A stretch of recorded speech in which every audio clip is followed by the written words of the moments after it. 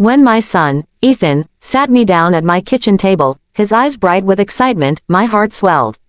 "Mom, we have some huge news," he said, wrapping an arm around his wife, Jessica. "We're moving in. The housing market is crazy right now, and we want to save up for a down payment on a forever home.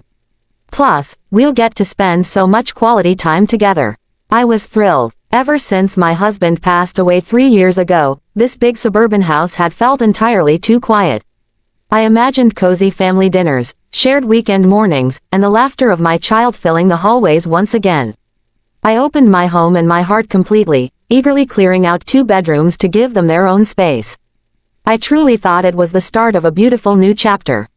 I could not have been more wrong. The shift happened almost the moment the last moving box crossed my threshold. Jessica, who had always been perfectly polite during brief holiday visits, suddenly underwent a complete personality transformation. It started small. On their second morning, she left a pile of her dirty laundry on the laundry room floor, calling out over her shoulder as she walked to the front door, "Oh, Helen, since you're home all day, could you make sure my silk blouses are hand-washed? They can't go in the machine." I was taken aback by her tone, but I brushed it off, wanting to be a helpful and welcoming host. Within 2 weeks, however, the helpful favors turned into unspoken expectations, and the expectations quickly turned into outright demands. Jessica never cooked, nor did she ever offer to help clean. Instead, she began leaving a trail of destruction in her wake.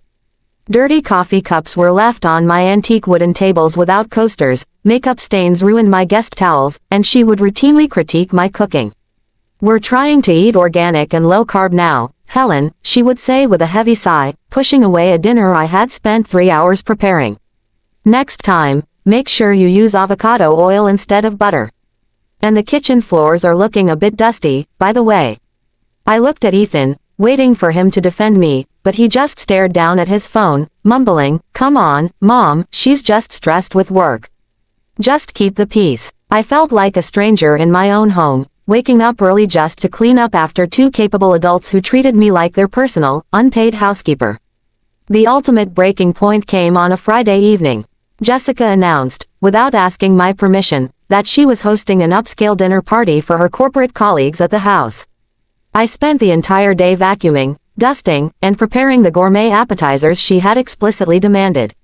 When the guests arrived, I dressed nicely, expecting to be introduced as the matriarch of the family.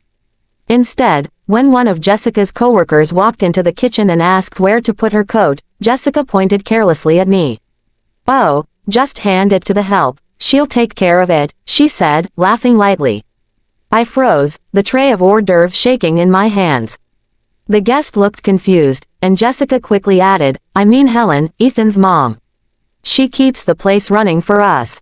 The disrespect was suffocating. Later that evening, as I was washing a mountain of wine glasses in the kitchen, Jessica walked in, threw a stained cloth on the counter, and snapped, "You forgot to refill the ice bucket, Helen. The guests are waiting. Please pay more attention." Something inside me, a reservoir of self-respect I didn't know I had left, finally snapped.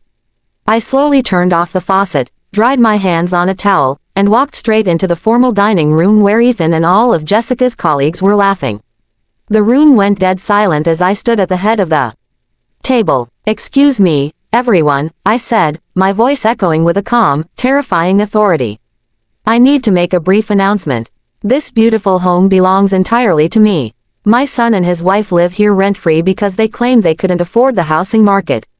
However, it seems my daughter-in-law has confused a mother's hospitality with hired help." I turned my eyes directly to a pale, horrified Jessica. "The ice bucket will not be refilled tonight. In fact, the kitchen is officially closed.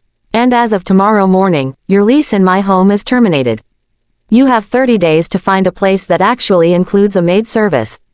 The dinner party ended in a frantic, awkward rush of guests apologizing and fleeing the house. Ethan tried to corner me in the living room, begging and making excuses, while Jessica threw a furious, tearful tantrum, screaming that I was ruining their lives. But I didn't shed a single tear. The next morning, I placed a formal, notarized eviction notice on their breakfast plates. They realized, far too late, that my kindness was a privilege, not a right. 30 days later, they moved into a cramped, overpriced apartment. As I locked my front door behind them and looked around my beautifully quiet, spotless home, I poured myself a cup of tea. I was alone again, but I was no longer lonely, and I was certainly no one's servant.